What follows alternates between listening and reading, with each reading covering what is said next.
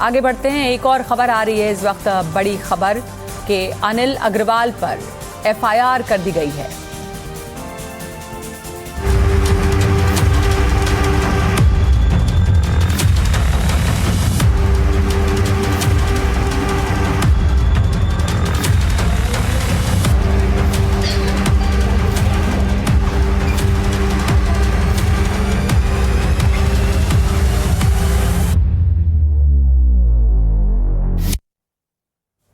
तो बड़ा सवाल है कि 21 मौतों का कौन जिम्मेदार है। छत्तीसगढ़ में यह हादसा हुआ है, अनिल अग्रवाल पर एफआईआर की गई है और छत्तीसगढ़ में वेदांता के पावर प्लांट में जो बड़ा हादसा हुआ था उस पर अब एक्शन हो रहा है।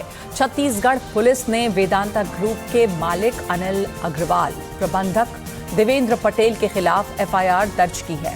छत्तीसगढ़ के सक्ती जिले में वेदांता पावर प्लांट में बॉयलर में विस्फोट हुआ था जिसमें 21 मजदूरों की मौत हो गई थी। एक बॉयलर में विस्फोट के कारण 21 मजदूरों की मौत हुई पावर प्लांट में, जबकि 14 लोग इसमें गंभीर रूप से घायल हुए हैं।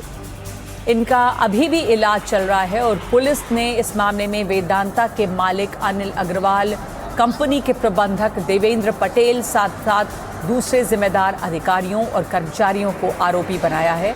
पुलिस की जांच के दौरान ये भी सामने आया कि वेदांता कंपनी और एनजीएसएल ने मशीनरी और उपकरणों के रखरखाव में गंभीर लापरवाही बरती है। सुरक्षा मानकों का पालन भी नहीं किया गया है। मेरे साथ मौजूद है मेरे सहयोगी नीलेश। अब केंद्रीय जांच टीम भी सक्ती पहुंच चुकी है, इस पूरे मामले की जांच करेगी। इससे ये जो हादसा हुआ था इसमें इंसाफ की उम्मीद बढ़ी है। इस हादसे के बारे में भी बताएं और अभी जो कार्रवाई चल रही है। देखिए, सबसे पहले अगर कार्रवाई का जिक्र करने से तो अंदर में सेंट्रल की जो टीम है वो भी पहुंची है और राज्य की भी शक्ति इंडस्ट्रियल सेफ्टी डिपार्टमेंट की जो टीम है दोनों मौजूद हैं और करीब 1 घंटे से अंदर जांच चल रही है। अंदर क्या कुछ चल रहा है, हालांकि टेलीफोनिक एक अधिकारी से जरूर मेरी बातचीत हुई थी कुछ देर पहले, तो उनका ये कहना था मीटिंग चल रही है, डिटेल अभी फिलहाल शेयर नहीं कर पाएंगे, यानी कि जांच चल रही है। अब हादसे की बात करने तो 14 अप्रैल की दोपहर में 2:33 पर एक बड़ा ब्लास्ट वेदांता के पावर प्लांट में बॉयलर 1 में हुआ था और इसमें स्टीम जो ट्यूब था वो बस्ट किया था और उस समय तात्कालिक तौर पर 35 लोग उसमें प्रभावित हुए थे, जिसमें से 21 लोगों की मौत अब तक हो चुकी है। 4 की स्थिति बेहद ही नाजुक है और बाकियों का भी इलाज अलग अलग जगह पर चल रहा है और जिन लोगों का इलाज बाकी का चल रहा है उनकी भी स्थिति बहुत अच्छी नहीं है, लेकिन 4 की स्थिति ज्यादा नाजुक है। ये घटना की अभी तक की अपडेट है, लेकिन इस पूरे घटना के बाद एक एक्सक्लूसिव एक रिपोर्ट हमारे हाथ लगी जो कि इंडस्ट्रियल डिपार्टमेंट की प्राइमरी रिपोर्ट है, जो स्टेट की इंडस्ट्रियल डिपार्टमेंट बॉयलर इंस्पेक्टर की जांच रिपोर्ट थी। उसमें इस बात का इंडिकेशन दिया गया कि जिस दिन घटना हुई 14 अप्रैल को, यानी कि उस दिन दोपहर 1:03 से 2:09 तक लगभग 1 घंटे में प्रोडक्शन जो है वो 350 मेगावाट से बढ़ाकर एकाएक 590 मेगावाट करने की कोशिश की गई, जिससे कि अंदर ट्यूब में काफी दबाव बना और वो दबाव सह नहीं पाया ट्यूब और ब्लास्ट हो गया। एक ये बड़ा कारण है। दूसरा कारण ये है कि पीए फैन होता है बॉयलर में, जो बॉयलर ट्यूब के आसपास लगा होता है प्राइमरी एयर फैन, उसमें तकनीकी खराबी सबसे पहले सुबह 14 अप्रैल की सुबह 10 बजे 10 से 10:30 बजे के बीच में नोटिस की गई थी और बाकायदा लॉग बुक में उसका जिक्र भी है, नोट डाउन भी किया गया था। बावजूद इसके प्रोडक्शन लगातार जारी रखा गया और इस दरमियान हादसे और इस 10:30 बजे के दरमियान में 3 बार ऐसी खराबी आई, बावजूद इस पे कोई बैकअप सिस्टम वहां पर काम नहीं किया और वो बस्ट होने का एक बड़ा कारण बना। तीसरा सबसे बड़ा कारण ये बताया जा रहा है कि इन सारी नेग्लिजेंसी के कारण जो अनर्बन फ्यूल होता है, अर्जला फ्यूल होता है उसके भीतर का, वो एक जगह इकट्ठा होता गया और इसके कारण एयर और वाटर की सप्लाई का जो एक जो मैनेजमेंट होता है, जो सिस्टम होता है, वो फेल हो गया और वो मैनेज नहीं हो पाया और इसकी वजह से एक बड़ा ब्लास्ट जो हुआ उसका कारण बना आंतरिक दबाव के कारण। तो ये मुख्य 3 बिंदुएं जो प्राथमिक जांच रिपोर्ट में आई हैं और इसमें साफ साफ इस बात का जिक्र किया गया है कि ये सिर्फ हादसा नहीं है बल्कि प्रबंधन की गंभीर लापरवाही का नतीजा है। यानी कि जो देखरेख, जिस तरह की देखरेख होनी चाहिए थी कारखाने के अंदर, मशीनों की जो नियम के पालन, जो नियम वहाँ पर फॉलो होने चाहिए थे वो नहीं हुए हैं।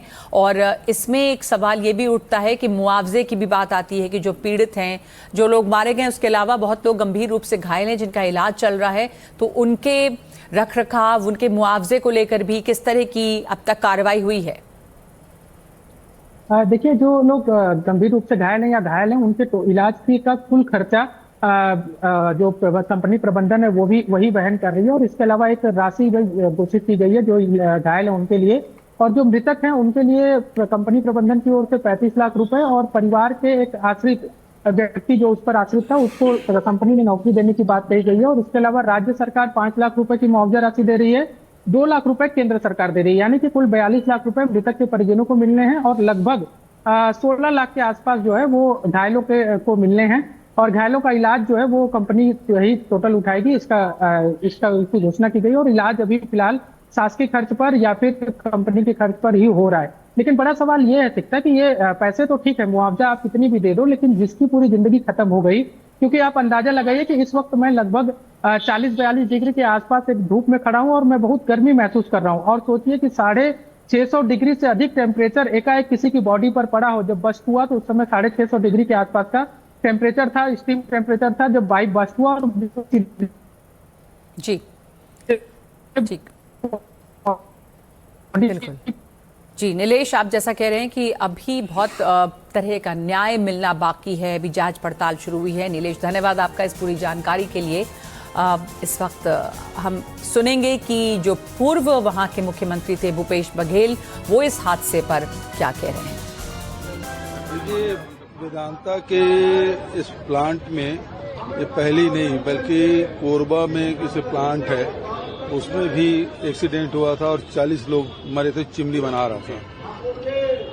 अब यहाँ बॉयलर फट गया है, यहाँ भी कितने मौतें हुई सही आंकड़े अभी तक नहीं आए हैं, लेकिन अभी तक जो मौतें हुई है ये बेहद दर्दनाक है। और प्रशासन को उसे जांच कमेटी बनाना चाहिए कि आखिर इसके लिए जिम्मेदार कौन है और इसके खिलाफ FIR करके तय करना चाहिए कि जिम्मेदार के खिलाफ दबे रहने की भी अभी तक क्लियर नहीं है। इसलिए प्रशासन को बहुत जिम्मेदारी से काम करना है और जो भी इसके जिम्मेदार हैं उसके खिलाफ सख्त कार्रवाई होनी चाहिए।